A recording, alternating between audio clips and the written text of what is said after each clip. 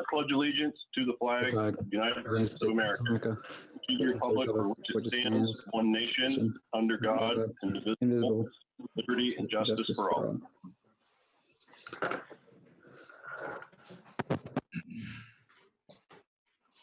Okay, this is the Monday, April 13th, 2020 meeting of the regular meeting of the St. Johnsbury Select Board. We'll start the meeting with amendments to the agenda. Are there any to be made? I think we do have one. Yeah, I need to have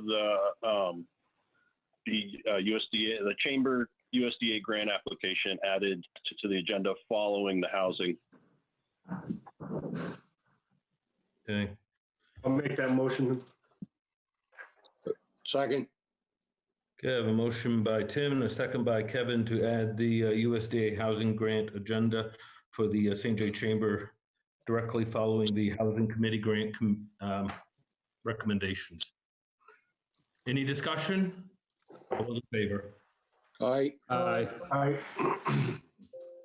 We have one set of minutes to approve from March 23rd.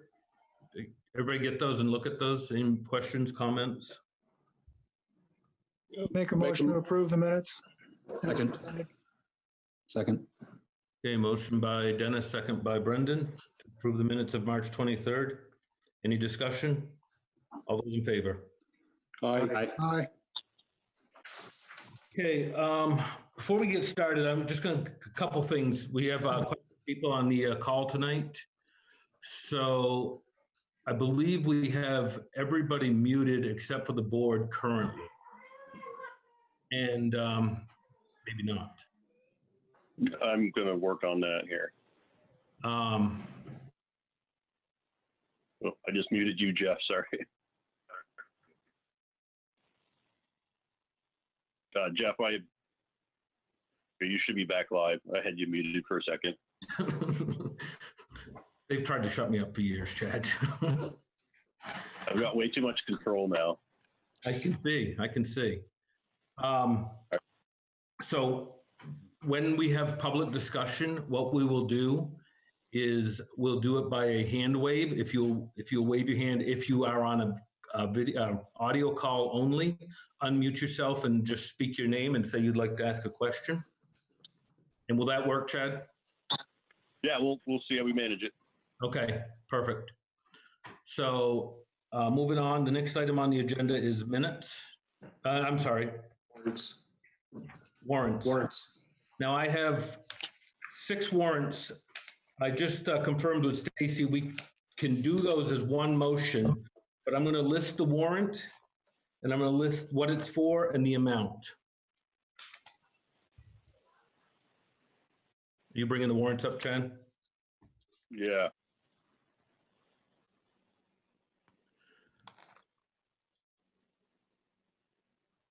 I'll scroll down. It's the summarize at the bottom. Okay. Only I can't see that, so I'll start with mine. So the first one is a payables, town payables dated March 6th, 2020 for $136,592.95. Make a motion to approve the warrant for March 6th as presented. Second. Motion by Dennis, second by Kevin. That's April 6th. April I'm sorry, 6th. I was just going to say that, yeah. April 6th. I stand Thank corrected. you, Stacy. For April 6th. The next set of warrants are for for March 27th to March 30th. It's payables for $3,565,833.84.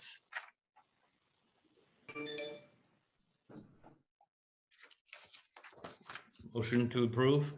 I'll make that motion. Second. Motion by Kevin, second by Dennis. All those in favor? Aye. Aye. The next is another payables dated April 10th till April 14th for $16,217.96. Make a motion to accept April 10th's warrant. Second. Second. As presented. Motion by Brendan, second by Kevin. All those in favor? Aye. Opposed? Okay, we have 3 payrolls to approve. The first payroll is dated March 27th for $38,812.58. Motion to approve. Second. Who approved that? Kevin. Kevin and Dennis? Yes. Discussion? All those in favor? Aye. Aye. Opposed? The next one is a payroll dated April 3rd for $35,540.45. Motion to approve. Second. Brendan and Dennis? All those in favor? Aye. Aye. Opposed? And the last one is dated April 10th, $34,959.44. Making a motion to approve April 10th. Second. Motion by Dennis, second by Kevin. All those in favor? Aye. Aye. Opposed? Okay. Hey, Jeff, just to let you know, you didn't vote on the first one. I didn't. Nope. I approve. I vote yes. No. Nobody voted on the first one. We made a motion in a second, but you never called for the We didn't vote. vote on it. We moved Nope. beyond it. The one for 100 and I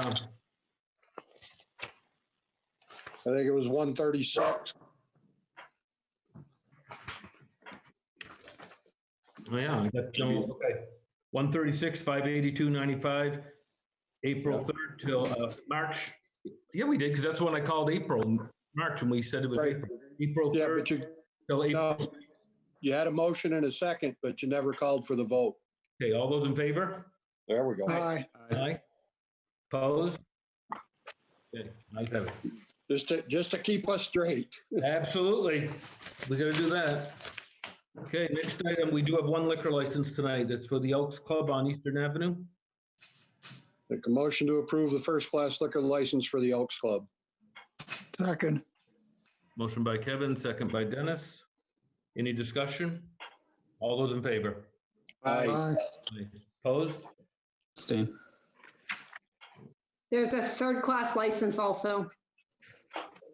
Oh, so I'll make a motion to approve the third-class license for the Elks Club also. Second. Motion by Kevin, second by Dennis for the third class license. All those in favor? Aye. Aye. Aye. Opposed? Abstain. Okay.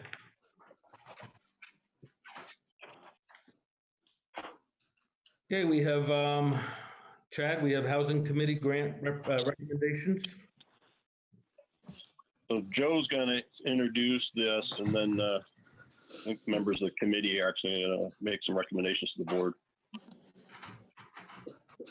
Can everybody hear me? Yeah. Yes. So I'm just going to give a very, very brief overview and introduction to our review committee. As the select board likely remembers, we came to you in November with our rental housing improvement grant program that was funded, was voted on by the select board and funded through a combination of resources made available from our rental housing registration program and the town economic development reserves. We put that program together and launched it in February. We accepted applications with a March 1st deadline.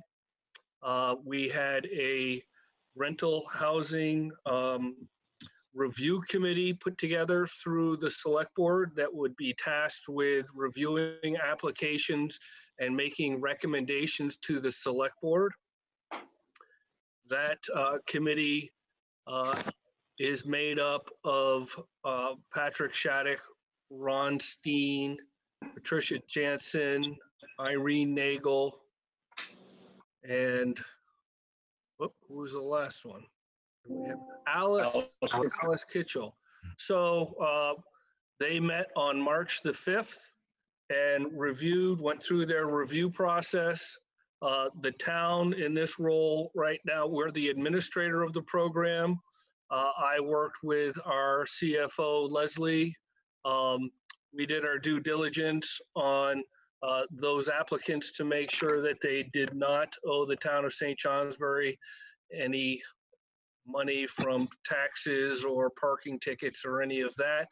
We made sure that they were complying with our rental housing compliance program by registration and inspection.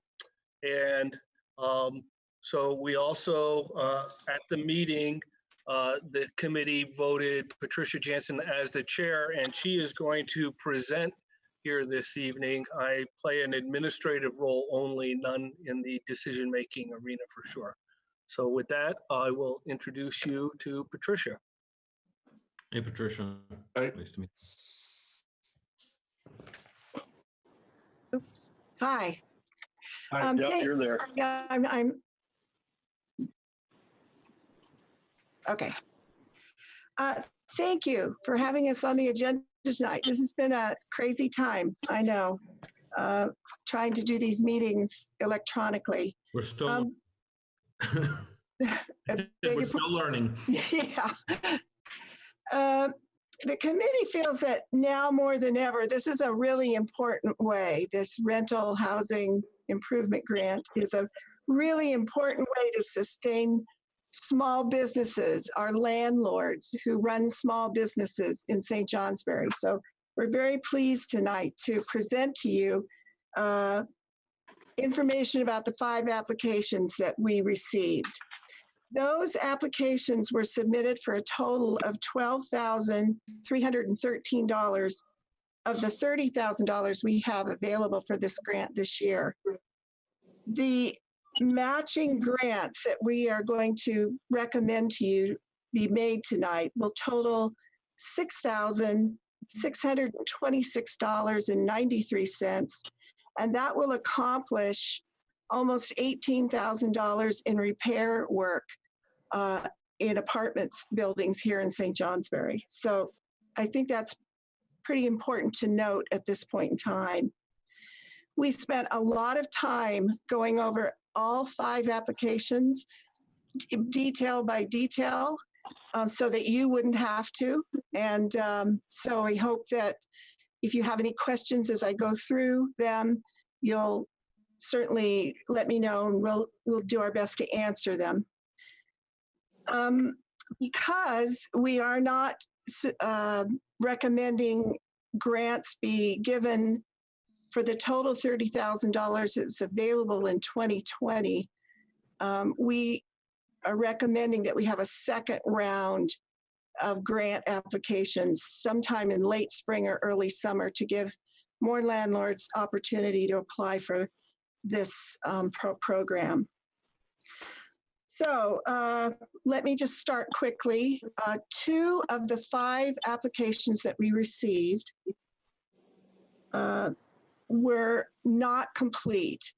In other words, they did not comply by giving us all of the information we requested on the grant form. They left out details, which hampered us from making a really informed decision. And so we're recommending that 2 of those applications be returned to their landlords for more details. Maybe they'd like to apply again, but in this round, they did not qualify. Joe, should I say those addresses so we know which 2 we're talking about now? If you'd like, I think that's fine. Okay, so 2 that we're sending back for more information, if you will, declining at this point in time, is a project at 88 Elm Street and a project at 126 Pearl Street. So that leaves us with 3 grant applications that we would like to recommend to you tonight. The first one is at 1429 Crapo Hill. And this application really addresses universal design and accessibility issues at this property, specifically grab bars and interior and exterior door lock sets. And they have requested $313. Do you want to take these as a group or one by one? Board, I think we should probably take them one by one. Okay. Yep. So our review committee unanimously recommend this application for funding for $313. Any questions? Questions from the board? Kevin? What was the, Go ahead. How many units is this build? Oh, this is how many units for this building? Hold on a second. I've got that information. 2, wasn't it? I think, I think so. Yeah, I think it was. I see it now. yes, 2 units, yes. And like I said, it's for grab bars in the bathrooms and lock sets on interior and exterior doors for both units. Questions, other questions from the board? Questions from the audience? Okay, I'd make a motion the board accept this application for 1429 Crapo Hill Road in the amount of $313. I'll second that. yeah, motion by Dennis, second by Kevin to approve the $1,429 No, 313. 1,429 at 1429 Crapo Hill Road, $313. The housing grant. All those in favor? Aye. Opposed? Okay. Jeff, Yes. do they have to provide proof of changes that have been made?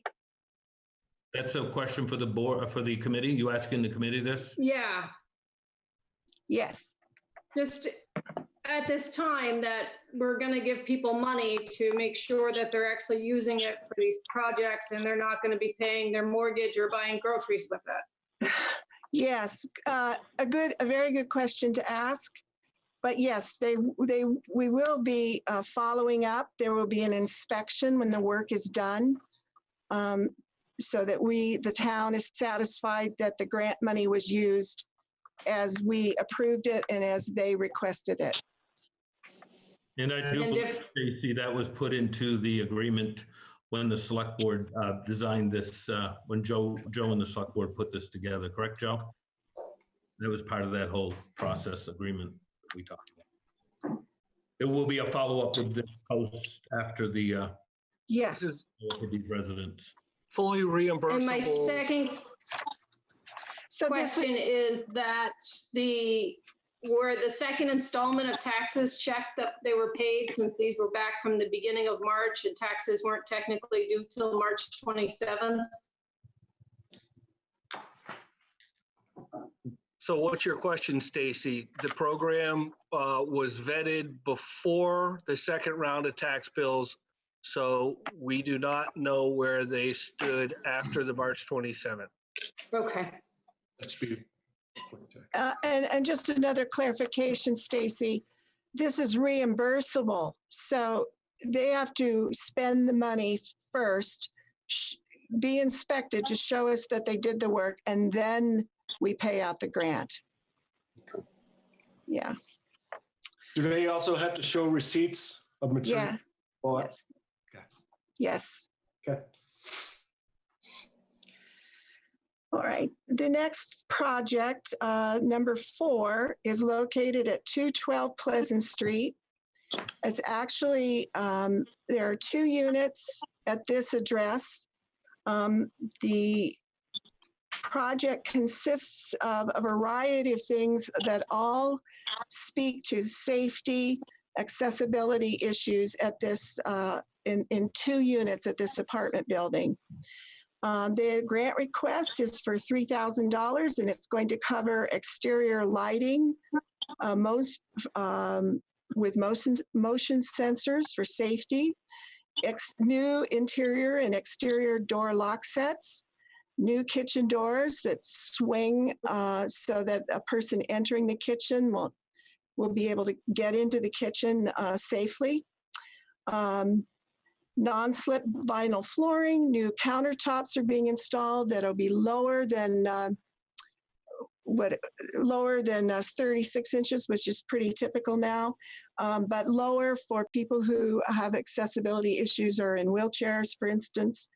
Repairs of stairways, the treads and risers being replaced, new thermostats, and so forth. So this is a considerably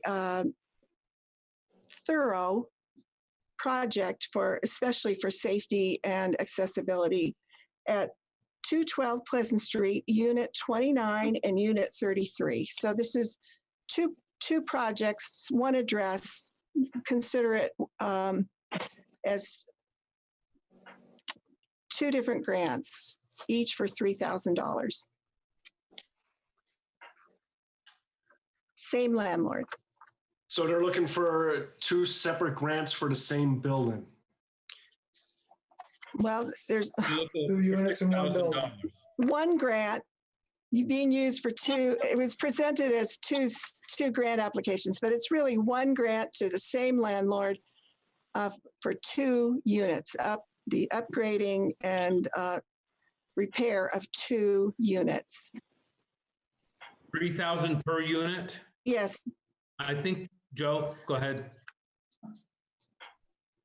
Did you have your hand up, Joe? Yeah, I just wanted to clarify something. In the program, the description was that you could apply for up to 2 grants per unit. This building at 212 Pleasant has, I believe, 4 units in it, and they have 2 separate grant applications for that particular building. Yeah. Now, is that because the maximum of the grant application is $3,000? No, so you could apply for 2 grants in one building based on the rules of the program. I understand that, but each grant can only be up to $3,000, correct? That's why it's two separate grant applications. Correct. Yep. That's correct. Yeah. Do you have any other questions? No, questions from the board?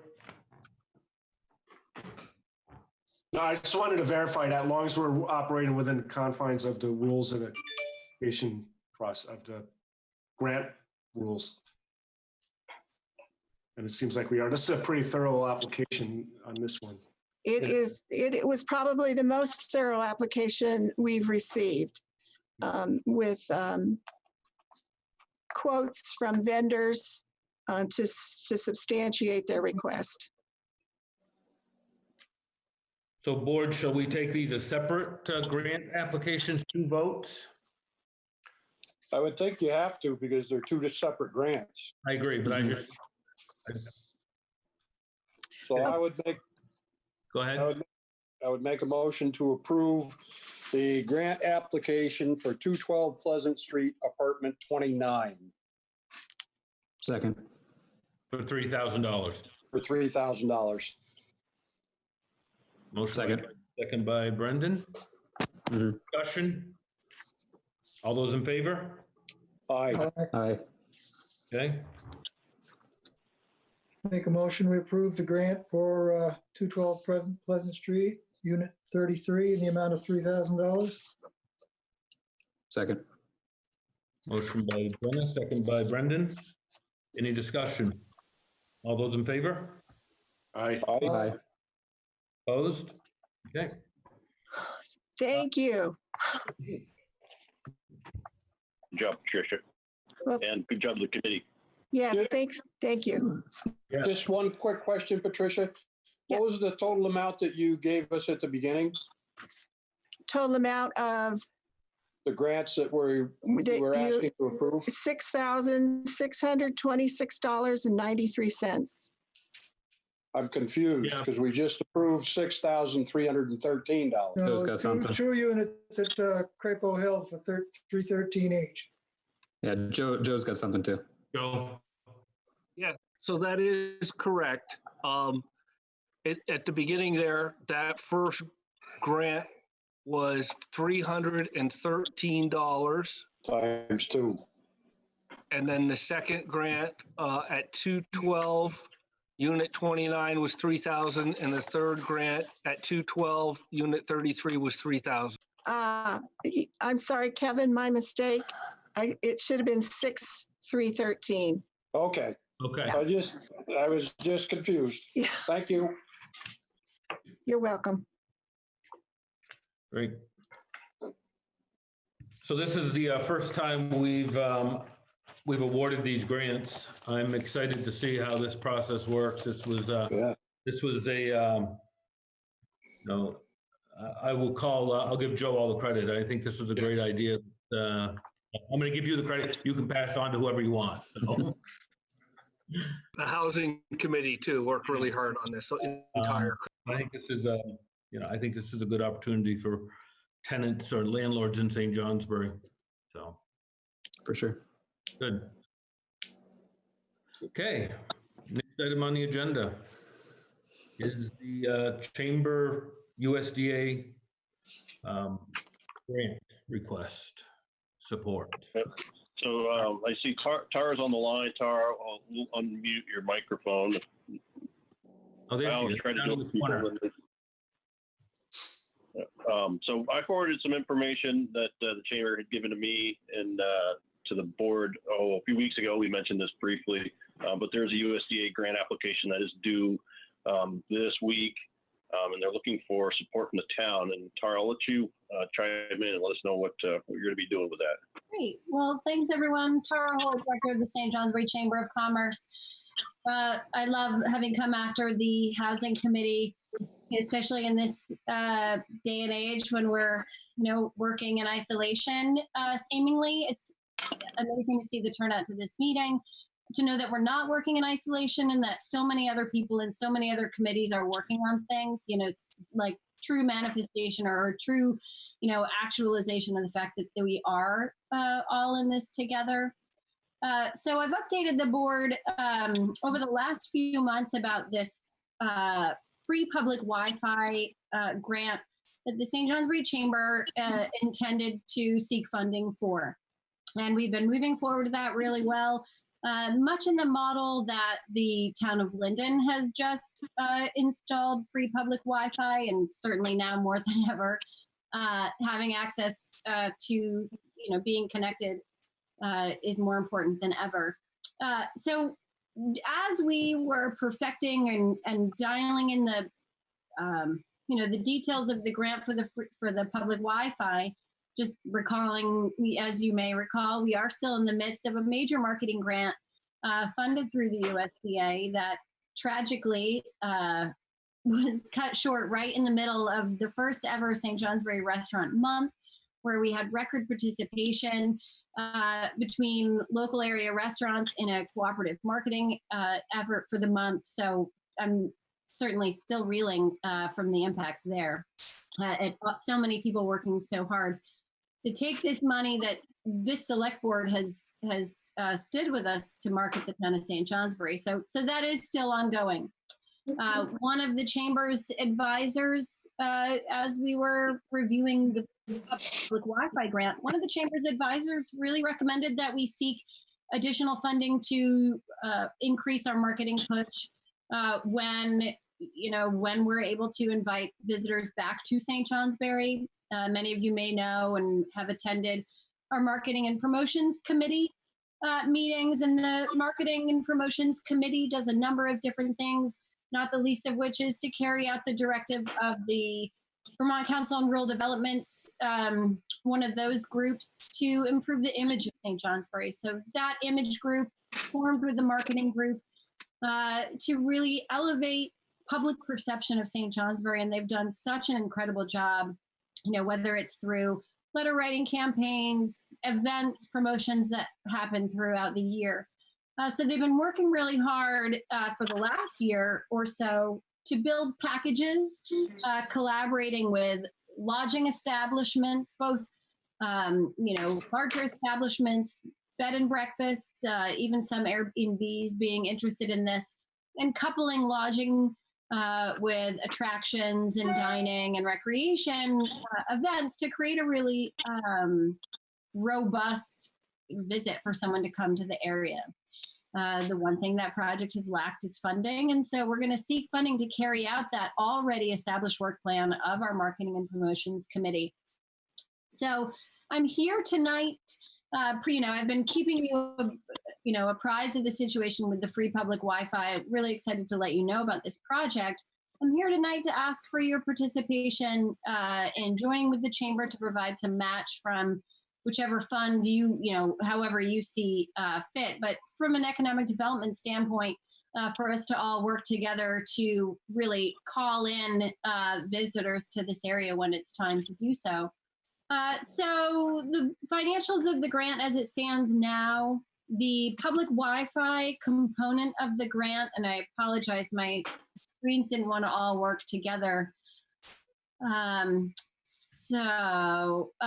public Wi-Fi component of this grant, the project itself totals $54,770, of which $8,460 are matching funds that have already been committed, including money from local technical consultants, the chamber, and then 6 local businesses. That's what comprises that.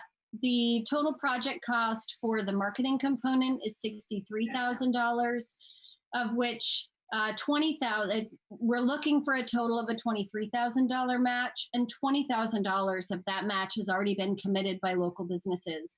And these are businesses that have been long promoting St. Johnsbury and are really kind of part of that whole picture of how we, present St. Johnsbury to the outside world, who are, day in and day out working to make a St. Johnsbury that people want to come and visit and be a part of. So that's the opportunity there. Again, it's a public Wi-Fi within a portion of the designated downtown. We'll do a test which will essentially cover from the new Trailhead Center up through the Welcome Center and the Farmers Market location, and then up Eastern Avenue and out Railroad Street, as far as the total of 6, router components will allow us to go. We see the impact of that project helping small and emerging businesses related to supporting efforts and endeavors for recreation and entertainment around the Trailhead Center and riverfront redevelopment, farmers market vendors, of course, and then any other, people visiting the region being able to find our businesses while they're here. So that's what that piece will look like. I did bring, I brought, Andy Mosdale did call in.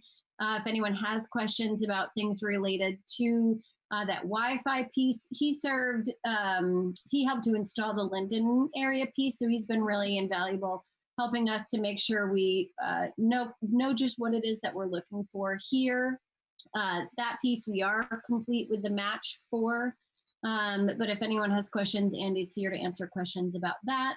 And then again, as far as the destination marketing campaign, this will take actionable sort of packaged travel packages that Marketing and Promotions have already been working on, packaging them, working with technical consultants that will help us frame some seasonal pitches to some target markets in a more nearby driving area than kind of further afield, to really hit that mark of bringing people back to the area in known areas of influence.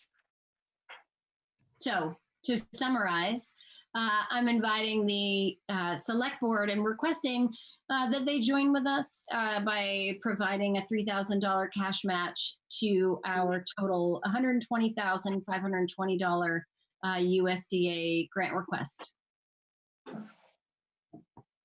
So Tara, I had you muted that whole time. Yeah. Oh, I'll do it again. And I'll say, no one wants to hear all that. What do you want to know?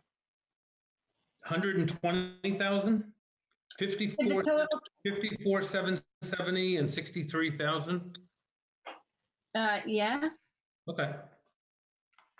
I thought that, Not at my cheat sheet. Yes. I'm thinking. 120,500, $120,520 is the total ask. Yes. That's with the $3,000.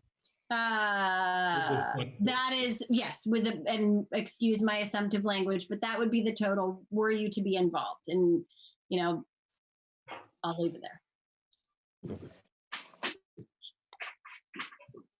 Okay. If it is helpful to know, I have 6, Go ahead.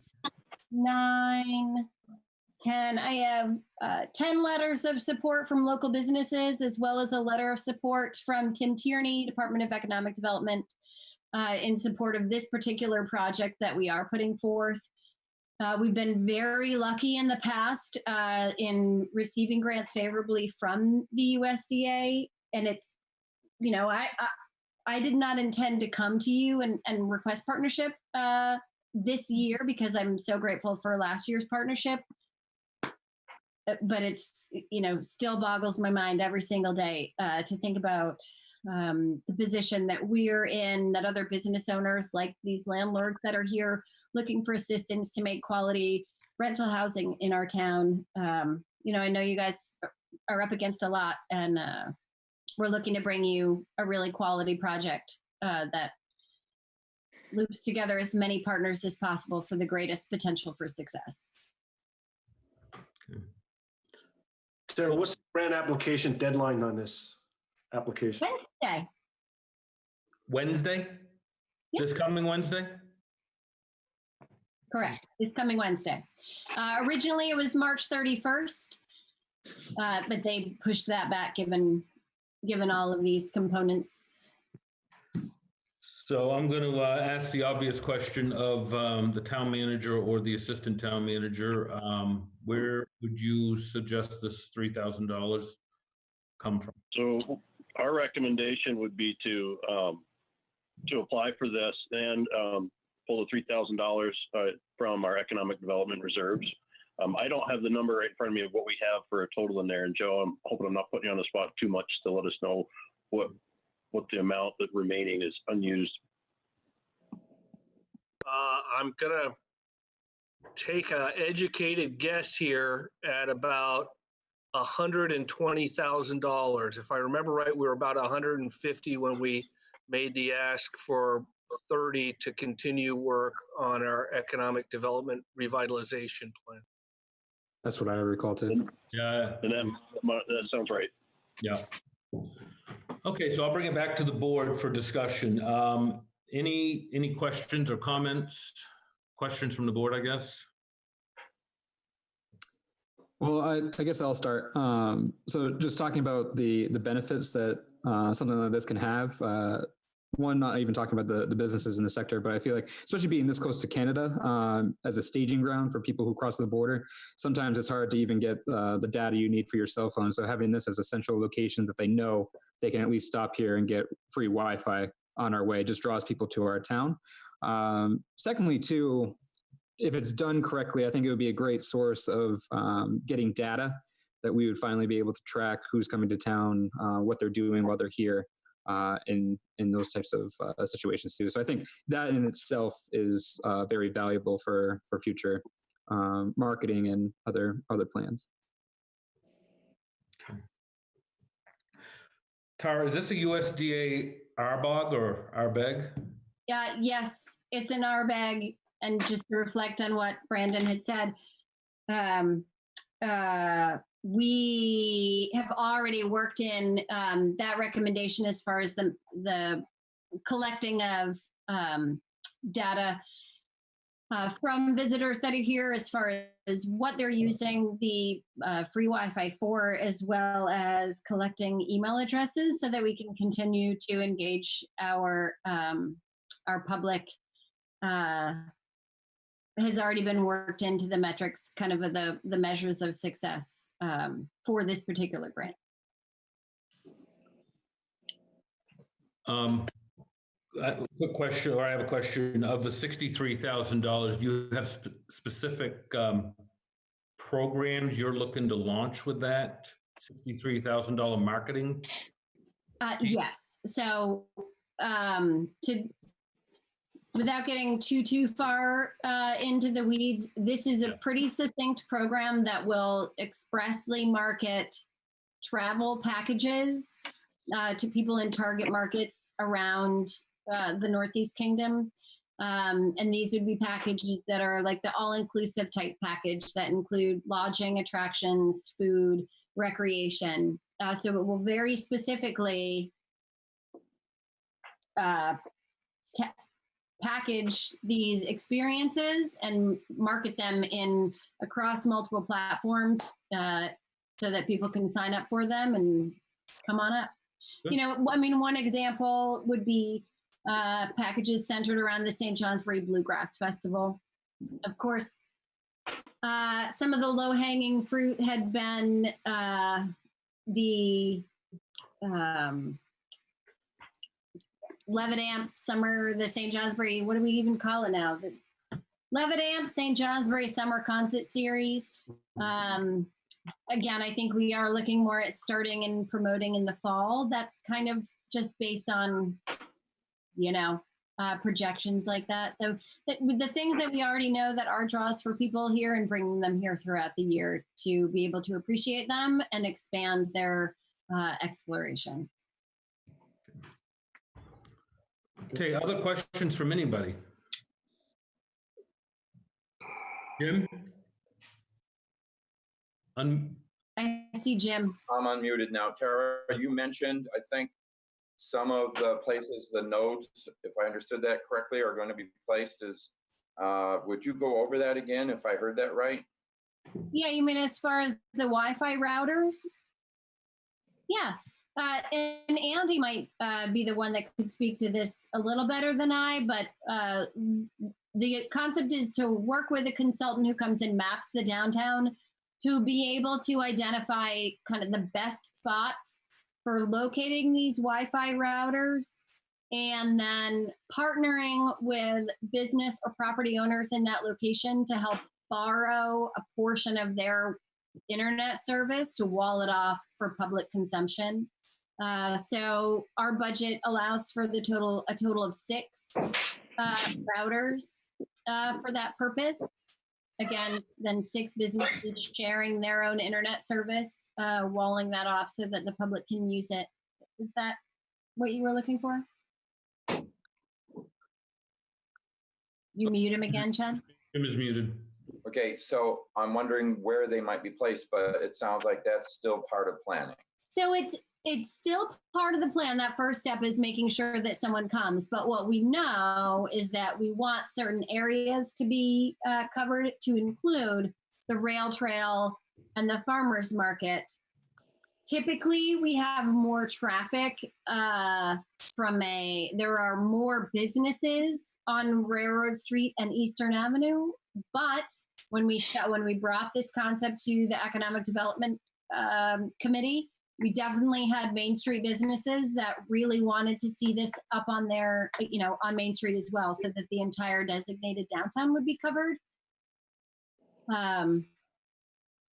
We decided that we would start with a test plot, I guess, sort of start small, make sure that what we were doing was going to work for the needs, was going to be used appropriately, make sure that it was helping these small businesses, and to know whether we move forward to expand it to provide service for more of the town. Great, thanks, Tara. Okay, any other questions? I'm gonna bring it back to the board. What's the board's pleasure? What do you want to do? Make a motion to take $3,000 from the Economic Reserve Fund to the general fund to be applied toward the town match for the USDA Chamber grant application. Second. And that money will only be taken out if the chamber receives the grant, correct? Correct. That's your motion and your seconds? Yep. Yes. Okay. We don't need to take it out if we don't receive the grant. Correct. You could, but you don't have to. So that was Tim and Brendan. Yes. No, it was Dennis. Dennis, I'm sorry. You guys need to wave your hands. Okay, so I have a motion by Tim, a second by Dennis to approve the use of $3,000 from the Economic Development Reserves Fund to have the chamber apply for the USDA RBEG grant and if the grant is not awarded, the amount will not be withdrawn from the reserve funds. That's the motion and the second. All those in favor? Aye. Aye. Opposed? Abstain. Thanks, everybody. Very exciting. Thanks, Tara. Tara, good Thank you, luck. Tara. Thanks. Okay. Moving on, next item on the agenda is the correctional facility update. Chad and I talked last night and decided, or yesterday, and decided we'd add this to the. So Yeah. I will turn it over to Chad initially, and I know we have some folks here from in the state, so. So I've got we've got Al Cormier and James Baker on the line. It's Commissioner Baker, right? Correct. Make sure I'm getting your title correct and only unmute Al. And so just quickly what I know, and I think it's important that what we're taking for a position from the town right now is to look forward and move ahead. Not really want to use this as a platform today to say what went wrong. We're in an emergency situation. It's unprecedented. Yeah, we don't want to see COVID positive inmates here in St. Johnsbury, but that's where we are. And so I think our goal now is just to make sure that we're getting the communication and the resources that we need as a community to keep ourselves safe and make sure that we're able to take care of ourselves and move forward. One of the operational changes that I did see was they've identified that UVM Medical Center will be the place that they go as people start to develop symptoms. And I think that was a effort between DOC and NVRH. And so that piece has been taken care of. The other thing, people have fears about staff that are working at the correctional facility coming out into the public and causing the virus to spread that way. Our fire chief, John Bouffard, and John, if I'm saying something out of line, just shake your head or wag your finger, has reviewed the PPE protocols and policies that they put in place. And you said that they were in pretty good order. He's nodding, yeah. And he will be doing a tour of their facility tomorrow morning just to see those actions on the ground. And your statement to me earlier, John, and you'll unmute yourself, but was that as long as people are, I don't know if I'm unmuting you, but as long as people are decontaminating correctly, then you've got low concern about someone that works within the facility coming out and causing an infection as they go to the grocery store, or whatever it is they need to do, correct? That's correct. Yeah. So with that, I'll turn it over to Commissioner. I don't know if either you or Al, I'll let you guys battle for some info. Thank you for the introduction, Chad. I'll start. For the introduction, folks, my name is Jim Baker. I'm the Interim Commissioner of Corrections for the state of Vermont, and we certainly appreciate your time tonight.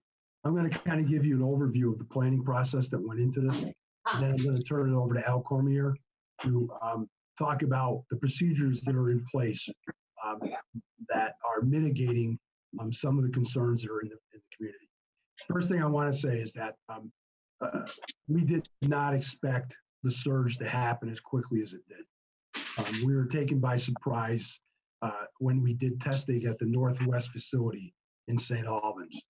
And those numbers surprised us, and we had to move very quickly last week to execute the plan that we had in place. There had been some conversations with staff and members of the community, in particular Chad and the hospital, when we were in the planning process. And when we ended up with these numbers, we had to move very quickly. And I believe in that process last week, we probably didn't do as best job we could in informing the community about the impact of moving the folks to the facility in St. Johnsbury. Well, let me just talk a little bit about why St. Johnsbury. When we were doing planning, I think we all can agree this is unprecedented.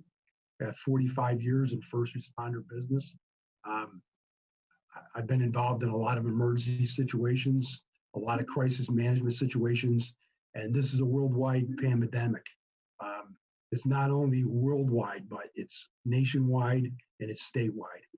And so in the planning processes inside the Agency of Human Services, Secretary Smith at all times has been pushing all the commissioners, including myself, to plan for the worst case scenario. And our original planning around medical surge was trying to keep anyone who would become infected inside a facility in the inmate population out of taking resources away from medical treatment of folks in the community. And as a result of that, we built a medical plan with our medical provider that would allow us to treat most of the COVID positive inmates that would show up in the system inside a secured facility, isolated away, cohorted with other COVID-19 positive folks. And we had to find a facility that would be able to accommodate that. As part of that plan, in Springfield facility and in St. Albans, we have negative pressure rooms that between those two facilities, we could have held up to 10 people. And our instincts were that we would fill those first before we had to execute the surge plan. The reason why St. Johnsbury was identified is because of the layout of the facility, the fact that the population was low compared to other locations, and that if we needed to move inmates, we can move them very quickly because the numbers were smaller. Another key decision was the air handling system.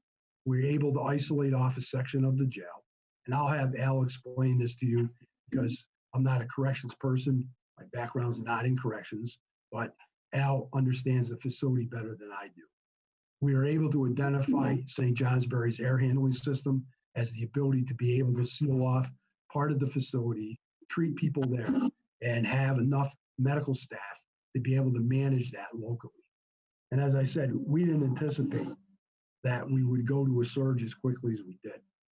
Also in the planning inside the Agency of Human Services, besides corrections, there's a lot of work being done around identifying locations and facilities on a state level, because this is not just a local issue, it's statewide. So finding infrastructure that can support all the needs inside the Agency of Human Services has been a challenge. So for example, there's 3 hotels that have been taken over in Chittenden County where the homeless population, COVID positive folks in that population and other populations are being brought to hotels. Goddard College has been identified as a rehab center to be able to move people there, to be able to rehab them coming out of positive results. There's locations in Rutland County that have been identified, and there's surge medical facilities that have been set up around the state. And so us selecting St. Johnsbury's facility was nothing more than us looking for a facility that could handle that and how we could isolate people off and not have intermingling of populations inside a facility. And we had that plan in place. I had briefed several committees at the legislature several times on the plan, and we executed that plan in writing. And as I said, we certainly didn't expect to have to move as quickly as we did last week. And I'll say it again, one of the things that I think some of the confusion came was around the 25 inmates that were left behind. And as I've told several people, and I have to say to all of you tonight, some of that is on me because I don't necessarily understand corrections lingo.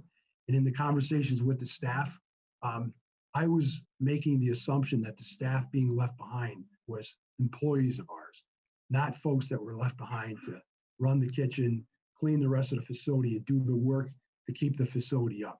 And that mistake was on me. And I believe in conversations with folks at the end of the last week, I may have led them to believe that there wasn't 25 inmates left behind. And as I said, that's on me. And we certainly want to do a better job of communicating as we move forward. this decision to pick St. Johnsbury is the best choice we had at the time. We did not have other choices when we were doing the planning around the surge.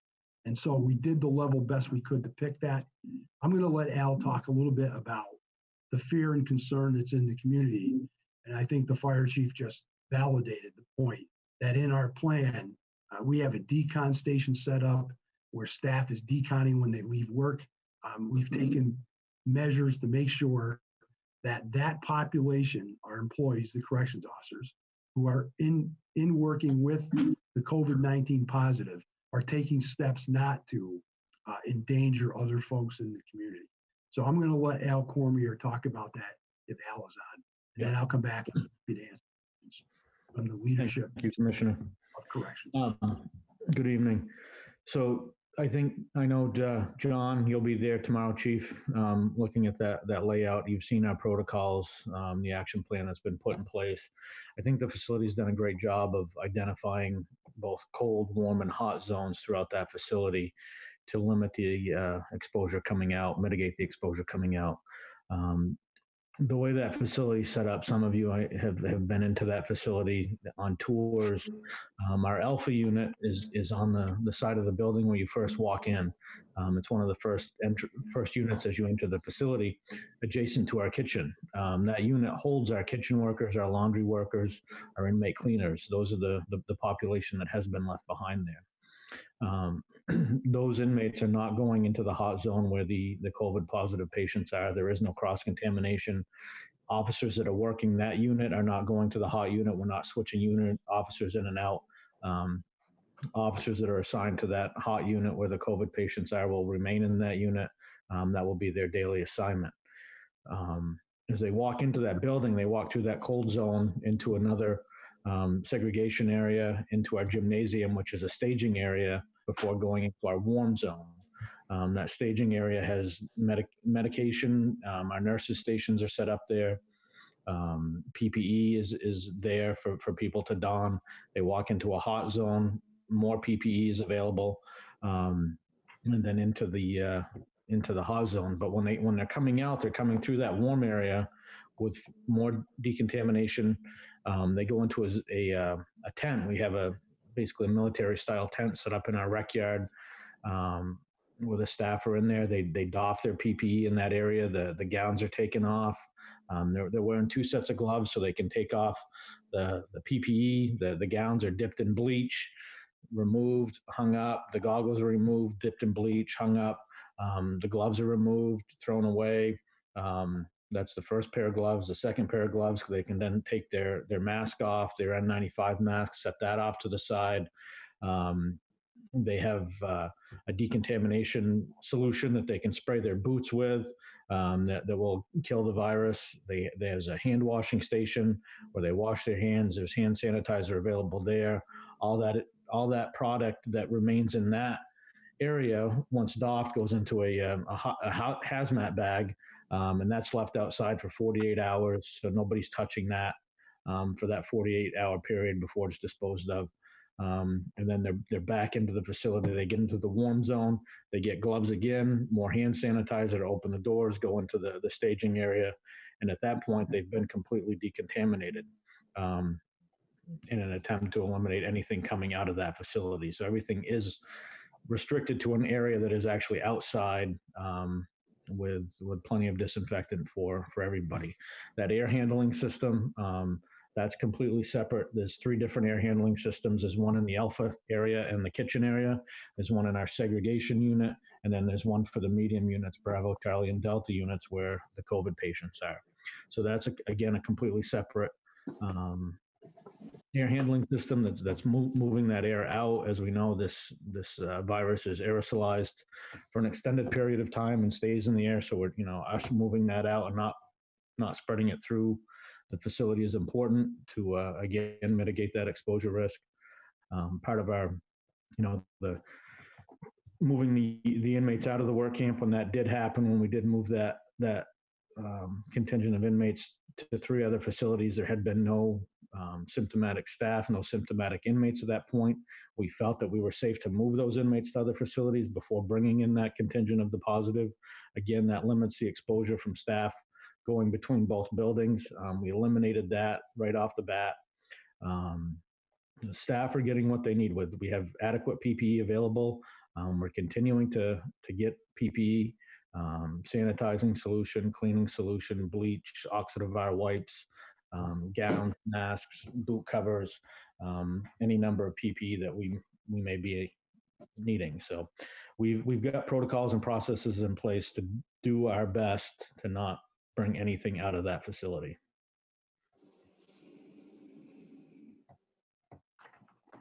Thank you, Al. Appreciate that. Commissioner, thank you for your update on this. I'm going to bring it to the board. If there's any questions, you got.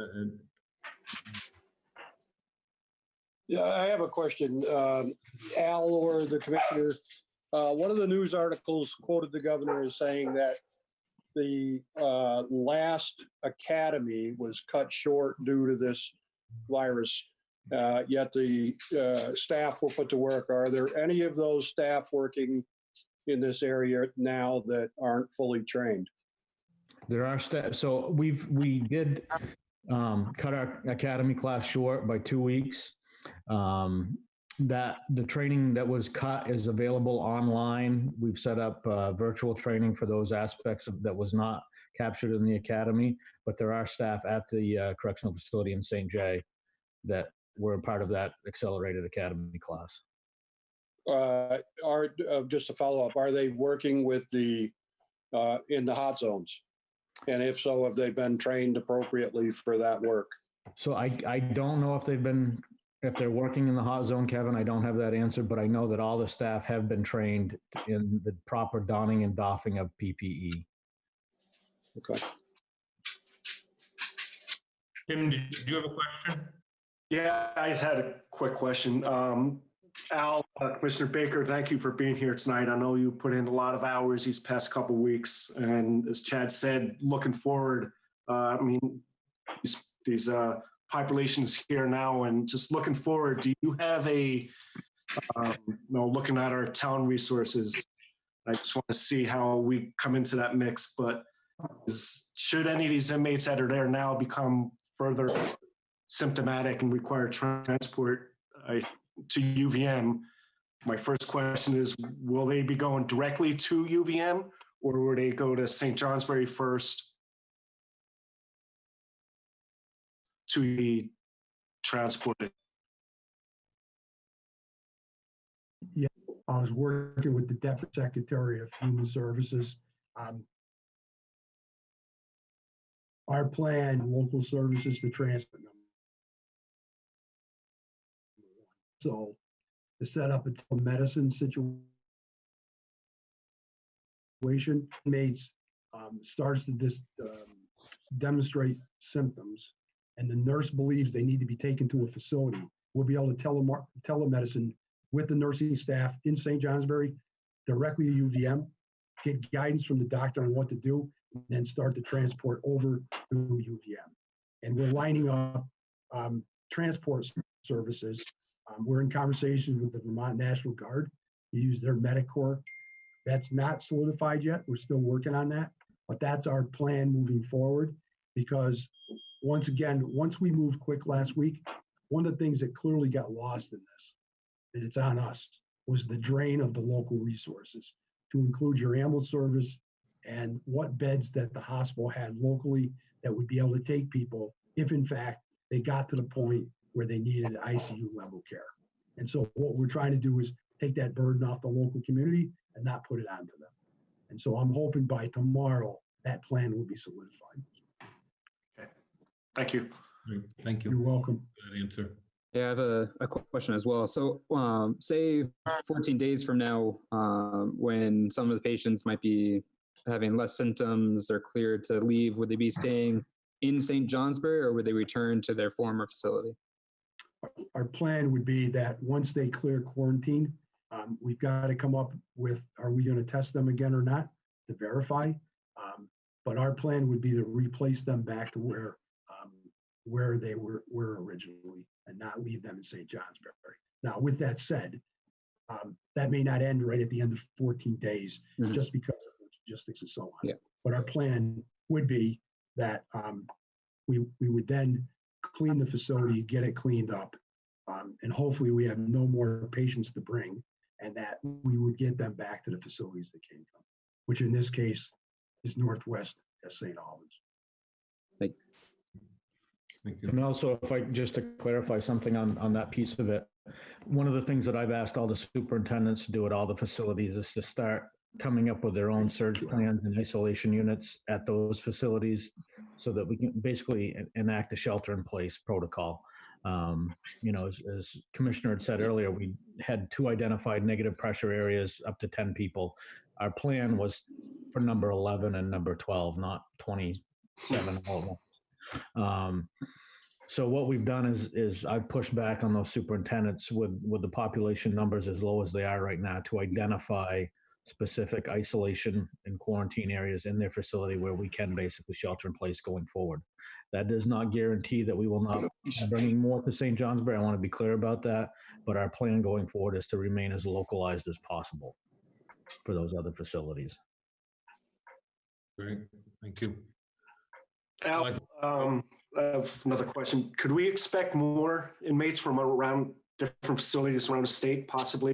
Or is what you said earlier just now, you're going to contain in those facilities that they show some? Our plan is to try to contain as best we can, but I can't make that guarantee, Tim. I mean, we're equipped to handle up to 53 in St. Johnsbury right now. So we potentially could have more people coming in here, but our goal going forward is to keep it as local as possible. We're hoping if we can get, you know, if it's 1 or 2 and not another surge of 30 or 40, we should be able to accommodate locally. Al, do you have enough staff at St. Johnsbury to accommodate 53 inmates? We do, yes. We've worked with our contracted medical provider, Centurion. They have, there's an on-site provider there now 7 days a week. That was verified today. So we do have a provider on site. The nursing staff is there and adequate enough to cover up to 53. We actually have enough to cover up to 80. But we're going to stay at 53. That would be our top. So we do have adequate both security staff and medical staff on site. Thank you. I'll try to have one more question. There's been talk of between staff and nursing staff, once they finish their shift, they're coming into the community. And I've seen different articles in the paper about the Comfort Inn and where are we at with that? Are they required to stay or self-isolate, or are they, I've seen different. Well, Tim, part of our strategy in this plan was that we secured hotel lodging all around the state near our facilities for the purposes of allowing our staff the option to stay at the hotels if they did not want to go home. I don't have the authority to order them to do that. Mm-hmm. But we are emphasizing to them that we need to be good neighbors, right? And we do know what we do know about the virus is that social distancing has started to flatten the curve out in certain places around the country. Dr. Levine was pretty optimistic today in our morning briefing with the AHS secretaries that we may be, and he said this at the press conference today, and I'm not a medical person, but we may be getting to our plateau. Mm-hmm. I also want to emphasize as part of this conversation about looking at St. Johnsbury, commissioner to commissioner, I consulted with Dr. Levine quite often in the health department. And before this call, I spoke to Dr. Levine today and laid out the way we have the facility set up. And he verified that what we've done is absolutely what should have been done to isolate off any possibility of the affected inmates spreading the virus to other folks that would be able to take it out into the community. And that we've taken every precaution we can to do that.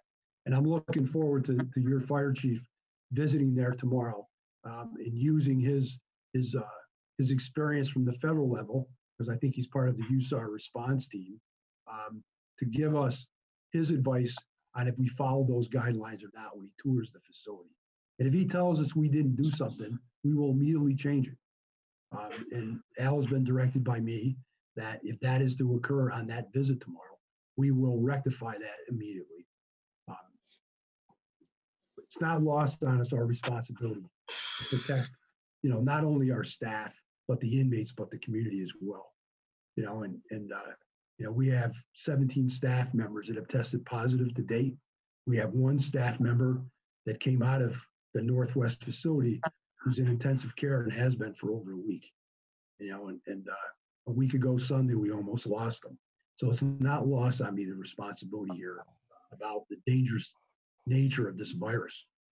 And it's so hard to identify the spread. And it's so, it's so widespread right now that, the lack of testing, the estimates are that 8 to 10% of the people in Vermont are carrying the virus. And if you're not tested, you're not going to know it. And so it's not lost on us that those precautions we're taking need to be checked and double checked in order to protect everyone involved in this conversation. Right. If I, just to go back to the Comfort Inn, Tim, we had some dialogue today with the general manager down there, and Peter Murphy and his crew have been outstanding to work with, and big shout out to them for supporting our staff. But obviously their staff are concerned too. Right now we've got our staff going in there from a facility that has positive inmates. We've actually been able to come up with an arrangement with the management team down there where we actually have our own staff. We've assigned basically another planning center out of our operations center to work the hotel. So those staff members have direct access to the general manager with any questions, concerns, direct line to the maintenance, but those staff are not going in there. Our staff are basically running it for us now in an agreement with Peter Murphy and his team. So again, we're doing what we can to limit the exposure to the community.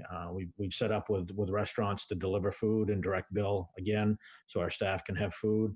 Laundry services are being done right there. If we got to provide them laundry soap, we're doing that. So we're trying to contain them there. And if somebody leaves that hotel, to go back home, to decide they're not going to stay there, we're leaving those rooms empty for 5 days and before a cleaning crew goes in and cleans and disinfects. So again, we're trying to do our best to protect the public with our lodging as well.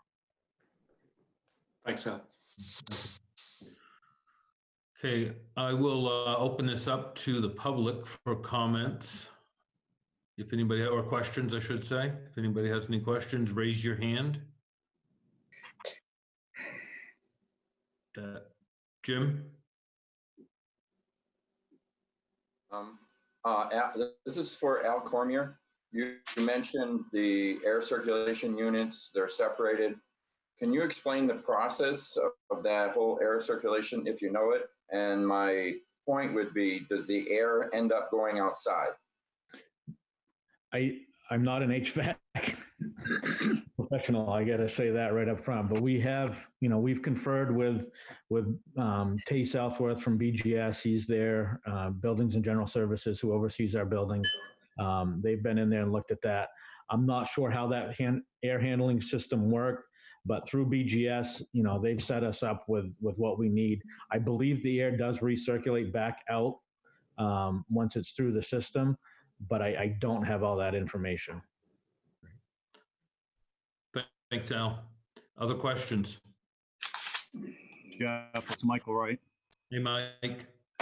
Alan and Commissioner Michael Wright, EMS Chief for St. Johnsbury, and we've shared some emails, and I'm understand you're still working on the transportation to UVM, but what is the plan for the acute medical emergency tonight or tomorrow or the next day of a person who's having a heart attack, a cardiac arrest, active seizure, something that obviously needs more urgent EMS response and transport?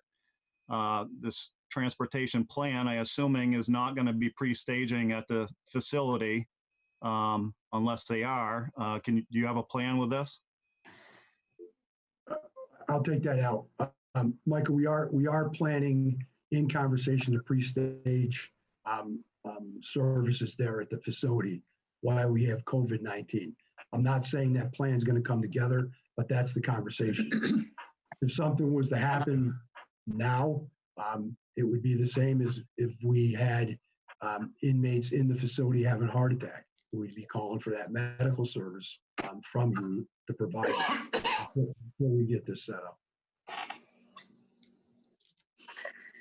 Too late. Thank you, Commissioner.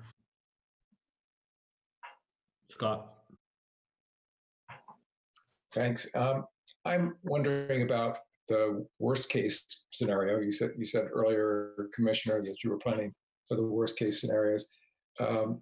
Suppose somebody tests positive at another facility or several other facilities, and you do universal testing there and find another 20 or 30 positive inmates. What's the plan if you all of a sudden have 100 or 150 inmates that you have to that are testing positive and you have to find a place for? What happens then? Yes. So at this point, our next step in planning is what Al was talking about. We're starting to identify how we can move the existing facilities. And these are not ideal situations. Like many of these situations that we're dealing with, that's what we spend our day doing, is plowing through one critical decision after another. Because I want to reemphasize again, I think you all appreciate this. None of us have seen anything like this. And it's changing every day. And our efforts, we're trying to stay ahead of these problems as quick as we can. So the next step is to try to handle inside the facilities the best we can by isolating those that are affected in a cohort of like affected folks.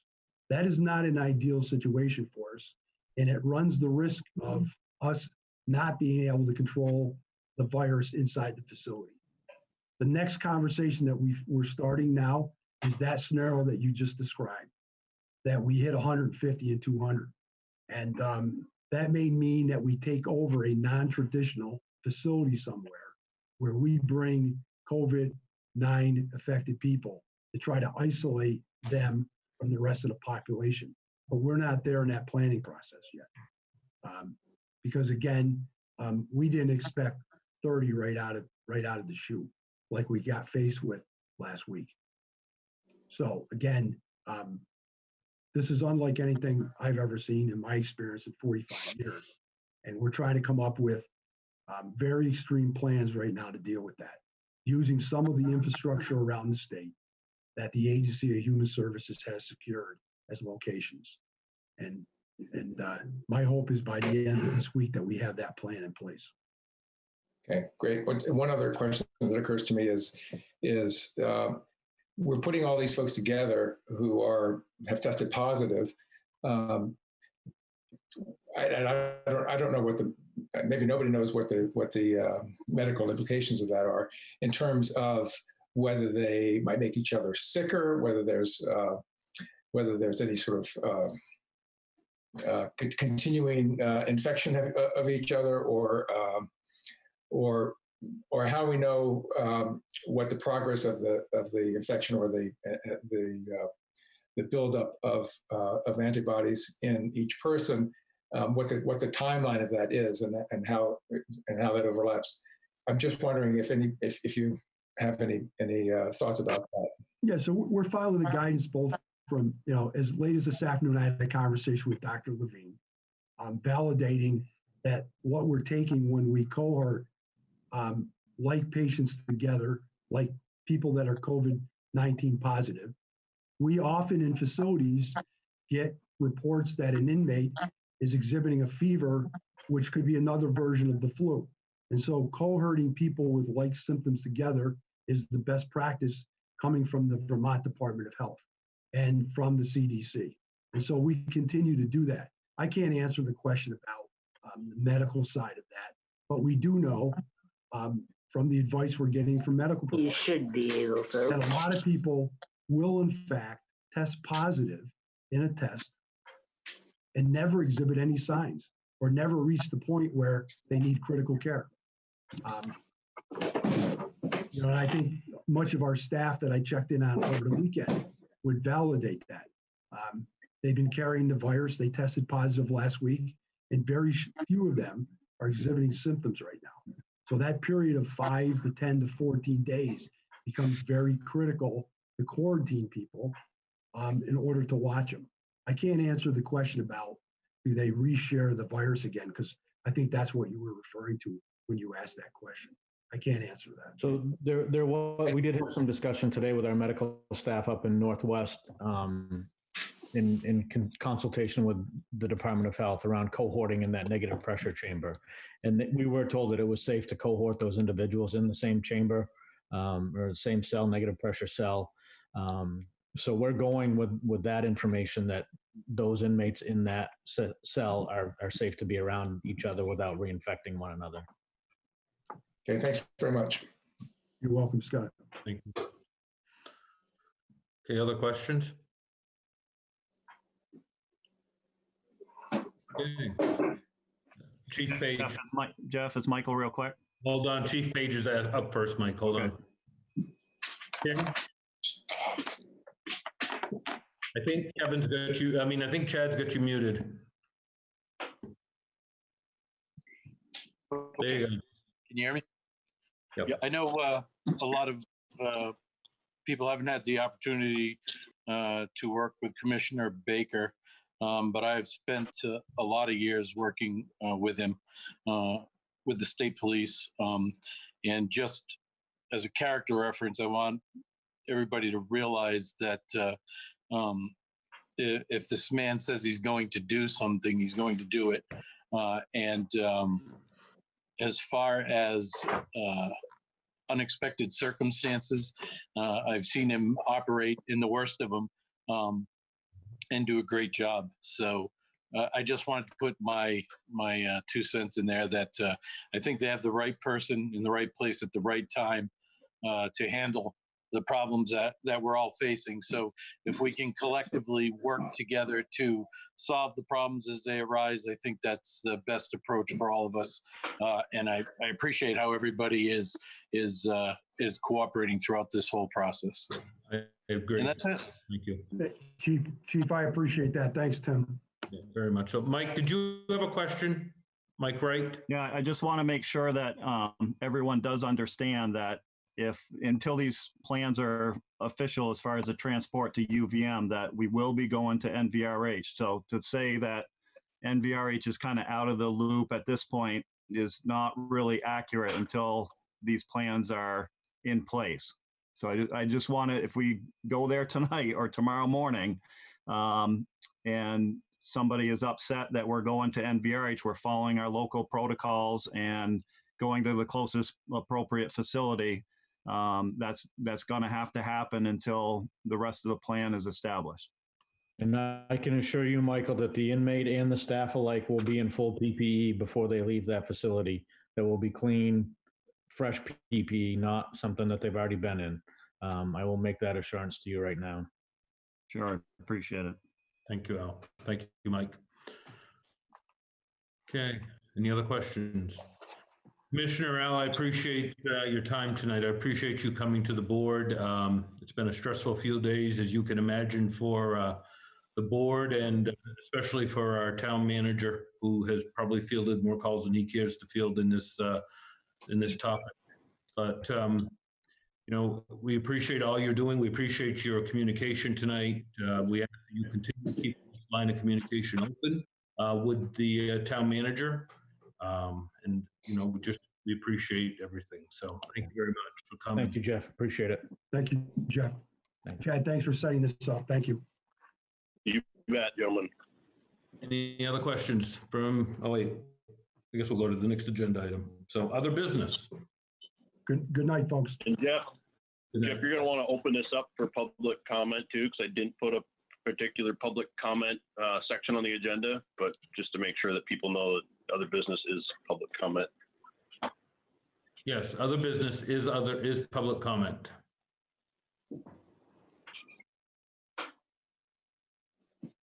Okay.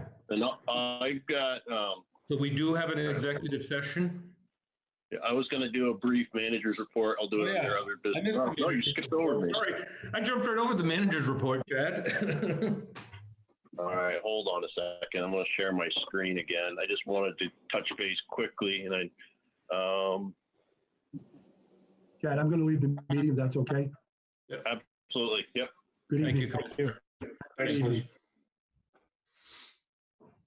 So if everybody can see my screen, I just wanted to remind people that we're putting information up on our website, www.stjbt.com. And if you look over here on the right, COVID-19 updates, when you go to that, there's initially just some general information about COVID-19 and the sheltering in place. Under the town manager's message, updating this weekly. And so I had an update today just about what differences we've seen from there. But a lot of this stuff down further has more specific operational stuff. Currently, my office, everybody's working from home. Phone lines are forwarded to my phone, but those that don't have it forwarded will be checking messages. Town clerk's office is staffed Monday, Wednesday, Friday from 8 to 4:30 to conduct business by email, fax, and phone. But there is no walk-in traffic allowed. Fire department, there's an update as far as how their operations are. They're well staffed, or they're fully staffed, and they've got adequate PPE. They've been able to get what they need to keep us doing our job. We are responding on medical calls only when called upon to respond. And there's a little more detail if people want to read it. The police department is in full operation. They have developed policies for preventative measures. And they are fully actionable and available to respond to emergencies. The dispatch manager is touching base with 911 on a daily basis to get changes in operations as they're told. Dispatch personnel are working diligently to keep their place clean and to limit their exposures. We do have a backup plan for staffing if we needed it, so that is in place. Department of Public Works is still split, operating with 2 separate crews to try to reduce the risk of losing the entire workforce to isolation. So that happened because they need to be available to make sure that they can respond to water, wastewater emergencies. And then there's some information on here regarding Calix. And Michael, you're still on the line. I don't know if you want to give any more update on your operations, or if this is accessible. Excuse me, Chad, is someone not muted? I'm hearing some I'm getting a lot of noise from someone's background, so. I just remuted everybody, so I'm going to unmute the board members here quickly.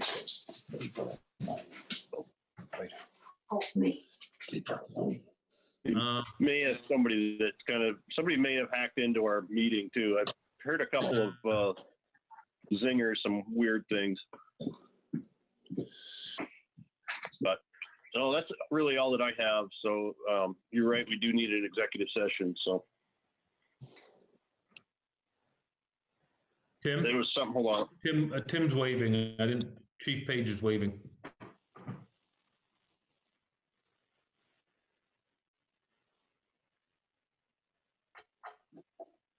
I was just going to say goodbye for the executive session. So. Oh, all right. That's it. I was waving goodbye. Okay. So, thank you, Joe. So we do need an executive session. I need a motion, and we need to include, well, I need a motion that we do need an executive session. And it will be with me and representatives from Primer and Piper. Make a motion that we need an executive session to include the town manager and a representative from Primer and Piper. Second. To discuss litigation. To discuss litigation. Second. Who seconded that? Brendan? I did. Yep. Okay. Motion by Dennis, second by Brendan, that we need an executive session to include the town manager and representative from Primer and Piper for a litigation discussion. All those in favor? Aye. Aye. Now I need a motion to enter executive session. What we will do is we will leave the five of us plus the representative plus the town manager will leave this meeting. Is that correct, Chad? And we will we'll close this one down. What's that? Yeah, we will have to close this meeting down and then start that one. Yep. Well, can you leave this? So do we come back to this meeting after? I don't believe so. We'll try it. Okay. Okay. I don't anticipate, we anticipate there will be nothing to report. I think we can make that statement now. I'm pretty certain we can. Okay. Okay, so I need a motion to enter executive session. So So moved. Second. There you go. Take your choice, Chad. Those in favor? Yeah, I got it. Opposed? Okay. So we'll leave this this meeting and we'll join the other meeting that's been sent to us by email. Yep. Okay. Okay? Yep. Thanks. Thank you, everybody. Have a good night. Thank you all for coming.